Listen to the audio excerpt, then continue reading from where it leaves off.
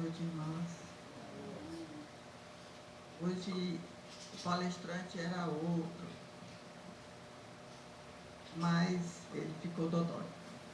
Então, de antemão, eu gostaria que vocês elevassem o pensamento ao senhor Marcelo, para que ele fique bem, ele sinta as nossas vibrações chegando até ele. Então, hoje nós vamos dar continuidade no tema anterior, que foi ressurreição e reencarnação. E aí,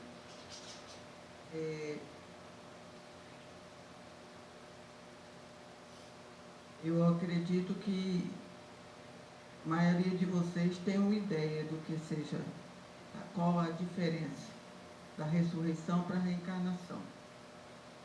É verdade ou não? Não? Bom, pode falar.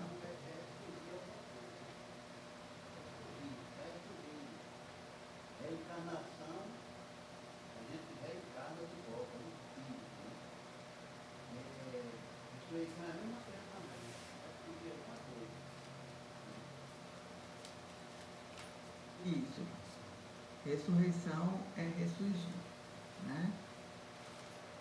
E reencarnar é renascer, o nosso espírito renasce em outro corpo, em outra matéria, né? Então, muitos têm ainda essa dúvida do que seria ressurreição, reencarnação, se seriam a mesma coisa. Justamente por quê? Porque Jesus é tido como que ele tenha ressurgido, ressuscitado. O que não ocorreu, né? Jesus materializou-se naquele momento, justamente para ter com os seus discípulos e para mostrar que existe realmente uma vida após a morte do corpo físico. E um exemplo de ressurreição, se tivesse ocorrido, seria Lázaro. Por quê? Porque Jesus chamou Lázaro, né, do túmulo, onde ele já estava há 4 dias, aonde já estava, né, tendo apodrecimento das carnes, da matéria, do corpo físico. Sendo que o que ocorre muitas vezes é a mal interpretação da Bíblia, das Sagradas Escrituras. Porque em Hebreus diz que só se morre uma vez. Então, nesse caso, se Lázaro tivesse morrido, ele teria morrido 2 vezes. Não é verdade? Por quê? Porque Jesus teria levantado ele dos mortos e depois ele morreu normalmente, né? Chegou o tempo dele, morreu. Então, na verdade, Lázaro não estava morto. Ele estava passando por uma coisa que se chama, né, na ciência, de letargia. Certo? Aonde o corpo ele pode chegar num estado tal que ele vai apodrecendo mesmo, né? Mas ele ainda a pessoa não está morta. Então, isso são coisas que precisamos ter, né, ciência, entender. Nos próprios hospitais, quando a pessoa tem uma parada cardíaca, ele é ressuscitado, né? Então, a pessoa volta naquele corpo mesmo. Parece que ela está morta, ela não está. Então, quando faz aqueles shots, né? A pessoa retorna. Então, isso é ressuscitar. Já a reencarnação é diferente. O seu corpo físico, ele morre, de fato, e o seu espírito, ele retorna em outro corpo. Então, esse é o tema de hoje. Ele é bem importante, porque é a base, uma das bases da doutrina espírita. A primeira é o amor, e a segunda é a reencarnação. Então, há quem queira dizer que Paulo, que foi o maior divulgador do cristianismo, diz que só se morre uma vez, como eu acabei de falar, né? Então, está escrito assim: aos homens está ordenado morrerem uma só vez, vindo depois disso o juízo. Então, há muitas interpretações nessa passagem, principalmente quando se trata do juízo. Muitas vezes as pessoas dizem que estamos no final do tempo, né? Nos finais do tempo, que haverá um juízo final, um julgamento, né?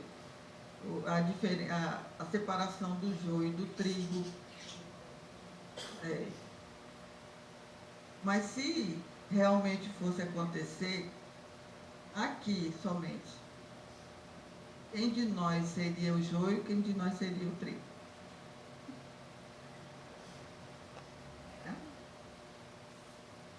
Então, para vocês terem uma mínima ideia da misericórdia divina, que nos perdoa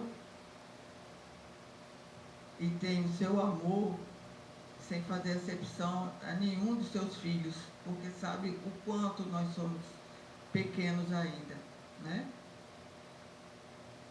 Então, isso significa que cada pessoa enfrenta a morte física uma única vez, o que de fato acontece, né? Então, realmente, nós morremos uma só vez.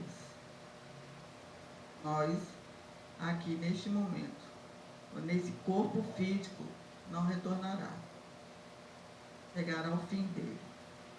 De um jeito ou de outro, esse corpo físico acabará.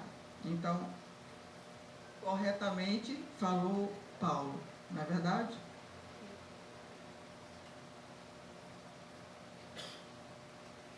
Então, basta que leamos e reflitamos na resposta.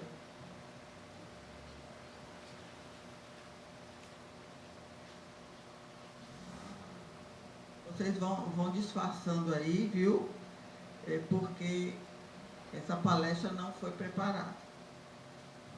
Porque eu vim saber que eu tinha que fazer uma palestra agora, já quase no final da tarde. Mas vamos lá, né? Então, Paulo falou que só se morre uma vez, porque ele não poderia ser contra essa verdade. E foi justamente pregada por Jesus. É necessário nascer de novo. Esse é o tema, né, que nos diz. Por isso que cada um procura interpretar a sua maneira. Esse é um capítulo muito forte. E Jesus, inclusive, vai mais além. E o Espírito é como um vento e sopra aonde quer. Então, aqui nesse momento, quantos espíritos estão desencarnados? Muito mais do que os encarnados, com certeza, né? Então, ele sopra aonde quer. Ele vai aonde quer. E aonde pode ir.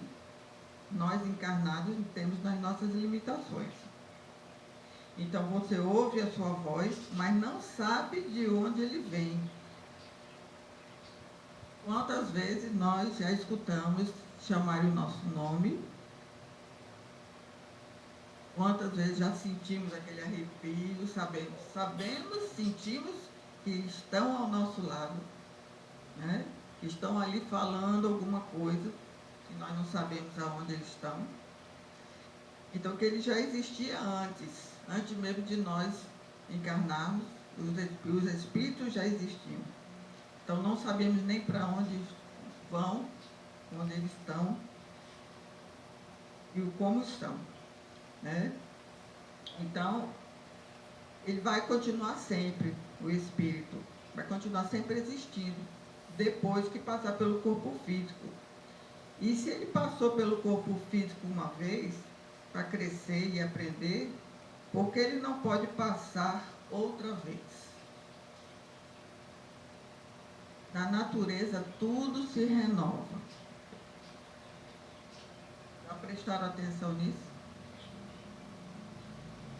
Então, todos os anos, as árvores, quando chega o mês de agosto, elas trocam as folhas amarelas com folhas verdes, lindas e maravilhosas. Não é assim? Então, se até a natureza se renova, e as águas dos rios, a água dessa lagoa, ela continua sendo a mesma? Sempre se renovando. Você nunca vai entrar nessa lagoa, ela continua sendo a mesma, tendo a mesma água. Sempre vai estar renovando. Por isso que a água é limpeza, né? A água é remédio. Então nunca são a mesma. Os ciclos das águas, principalmente, né? As águas evaporam, condensam e descem como chuva. Então elas se transformam. Então tudo se renova. Porque o homem não. Porque o ser humano não se renovaria, né? Como é que nós poderíamos resgatar tudo aquilo que nós fizemos, que nós fazemos, se não houvesse essa misericórdia divina? O nosso corpo físico volta à terra. E é uma frase que nós já escutamos muito: do pó viemos e ao pó iremos, né? Então, como disse o livro de Gênesis, nosso espírito vai a Deus e retorna em uma nova existência para recomeçar de onde falhou. Em outro versículo que foi mal interpretado, há quem diga que Jesus estava falando para Nicodemos da renovação da água do batismo. Ora, Jesus não falou nenhuma vez em batismo para Nicodemos. Mesmo porque Jesus nunca batizou ninguém, não é verdade? João Batista batizava com água. E o que Jesus nos trouxe foi o que ele pregava, é a renovação e o crescimento do Espírito. Isso é possível através de uma nova existência, para continuarmos aprendendo. Então, para que nós possamos vir a completar o que não foi possível na outra vida. Como disse Jesus, nenhuma das ovelhas que o Pai me confiou se perderá. Essa é a oportunidade da gente poder voltar para saudar o que se deve, que é a maior misericórdia de Deus. O próprio Espírito da Verdade diz que a primeira palavra do verbo divino é o amor, como eu já falei, né? E a segunda é a reencarnação. Então, o tema de hoje, a continuação, vem nos trazer uma amostra daquilo que muitas vezes duvidamos, porque é esse conhecimento que vai nos dizer o porquê sofremos na Terra, o porquê chegamos até aqui e porquê falhamos e o que vai nos acontecer depois. Será que nós somos fadados ao inferno? Será que nós não podemos nos recuperar? Será que nós não vamos poder ressarcir aquilo tudo que fizemos a outra pessoa? Será que nós não vamos poder ter tempo para perdoar ou sermos perdoados? Então, se nós pensarmos, né, hoje nós estamos de uma forma, vamos dizer que passamos essa semana, passamos o ano passado bem, mas quantas pessoas não tiveram oportunidades de chegar até aqui?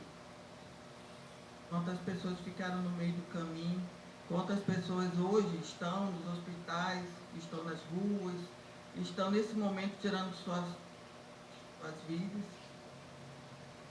Né? Então, aí ainda podemos agradecer a Deus por estarmos aqui, pela força ainda de continuarmos. Porque muitas vezes chega aquele momento em que a gente diz, para quê? Qual é o sentido de continuar vivo?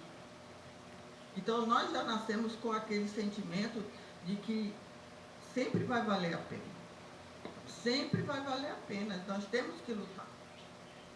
No inconsciente de nós, já vemos com aquela bagagem de tudo aquilo que tínhamos, que fizemos e que precisamos fazer hoje.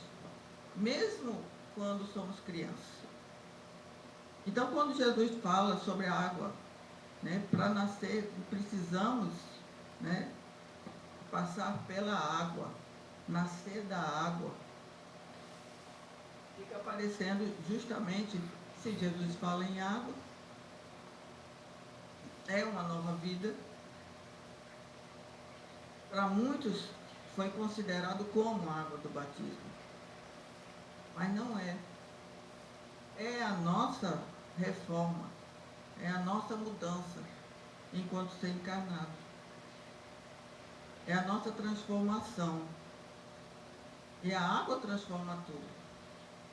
Inclusive, nós que sabemos como é gerar uma criança, mas muitas vezes nós não temos o conhecimento do que a criança, o que acontece à criança dentro do ventre.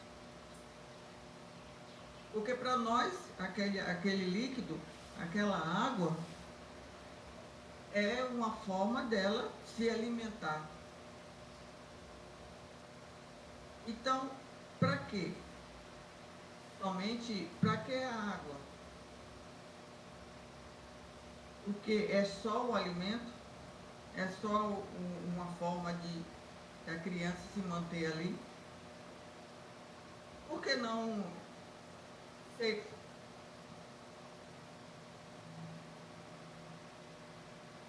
Então, eu trouxe aqui uma parte, um conhecimento que nem eu tinha. Principal, 9 meses, são 9 meses em que essa criança, ela está ali, porque o espírito ainda não está acoplado, mas ela está também evoluindo. Ela está aprendendo. Aprende a mãe e aprende o filho. Então, não é só gerar. Nós não estamos apenas gerando uma criança. No nosso ventre é a incubadora de um ser que vai aproveitar os 9 meses para evoluir. Então, veja o que acontece, né? Então, se nós perguntamos por que o bebê precisa passar meses inteiros mergulhado em água dentro da barriga. Aí vocês vão entender que Jesus trouxe para nós. E ele falou para Nicodemos. Então sempre ficamos pensando por que fazer o bebê passar o dia inteiro mergulhado em água. Para muitas pessoas, isso não tem uma lógica. Apenas a criança está dentro da barriga da mãe para se alimentar, para passar 9 meses. Mas para tudo de Deus tem um motivo. Então, essa água não é comum, ela é a água da vida. Foi isso que Jesus veio dizer a Nicodemos. São feitas sobre medida para o bebê. Primeiro, o líquido amniótico funciona como um super airbag. Se a mãe tropeça ou bate a barriga sem querer, a água absorve o impacto quase instantaneamente. Lá dentro, sente apenas um leve balanço. Olhe bem. Como se ele estivesse sendo embalado. Segundo, ele é um ar-condicionado biológico. Não importa se a mãe está comendo algo quente ou tomando algo gelado. A piscina do bebê se mantém sempre em torno de 37 graus. É um conforto térmico total. O bebê só precisa relaxar e crescer. A bolsa cheia de líquido vira uma academia perfeita. Ali o bebê pode se mexer, girar, esticar braços e pernas. Sem esse líquido, o próprio útero já teria comprimido o bebê há muito tempo. Então, percebe por que precisa do líquido? É só alguns motivos, algumas coisas. Quarto, essa é a parte mais incrível. O líquido amniótico é um treinamento pulmonar de elite. Quando o bebê engole esse líquido, ele não está brincando, ele está ensaiando silenciosamente. O grande momento da primeira respiração e do choro ao nascer. Então veja que parece uma coisa assim, né? É uma criança que está ali, ele não sabe o que está fazendo, né? Ele não sabe, simplesmente estava ali, sendo gerado. Nós mães nem imaginamos a importância de tudo isso, né? No final da gestação, o volume de líquido pode chegar a quase 2 garrafas de água mineral. Mas de onde vem tudo isso? No começo da gravidez, o líquido vem do corpo da mãe, filtrado pelo sangue. Depois, quem assume a produção é o próprio bebê. Simplificando, o líquido amniótico é uma grande parte urina do bebê. Se ele produz demais, engole um pouco. Assim se forma um ciclo curioso. O bebê toma banho, bebe e recicla tudo ali dentro. Pode até parecer estranho, mas quase a gente entende esse sistema, só dá vontade de aplaudir a natureza realmente. Pensou em cada detalhe.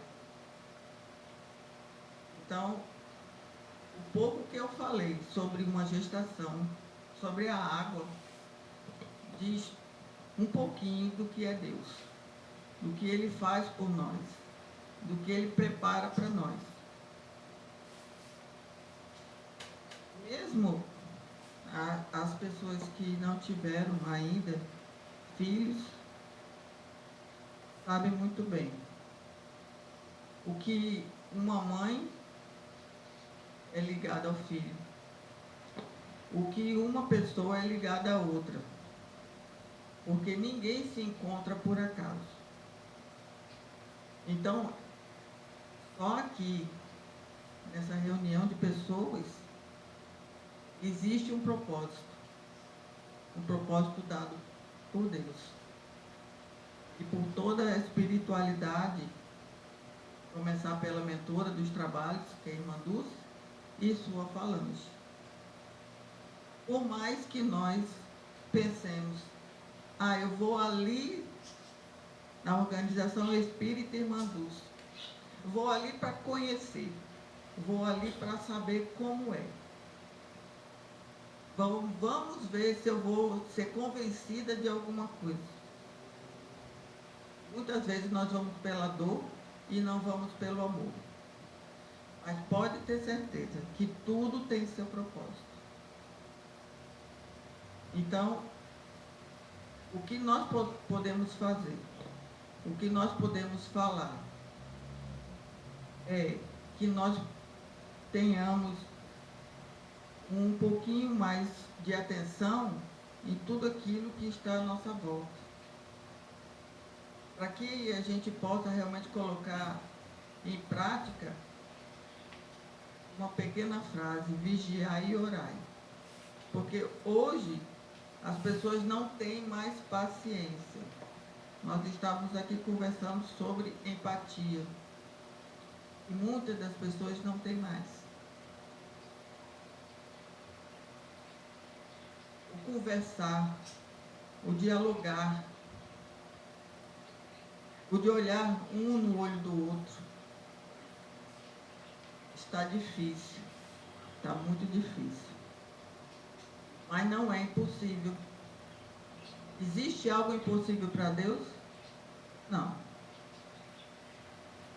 Então, o continuar mesmo os trabalhos. A irmã Dulce é aquele impulso que nós sentimos, mesmo quando as coisas parecem que não vão acontecer, mesmo com as dificuldades, mesmo quando tudo parece impossível. Então, quando nós nos pegamos com Deus, nós nos pegamos com a espiritualidade benfeitora, quando nós acreditamos, e é isso que nós vamos buscar muitas vezes nos centros espíritas, nas igrejas católicas, evangélicas, nos terreiros, em qualquer lugar. Nós vamos buscar uma coisa que a gente perde ao longo do tempo, que é a fé. Então,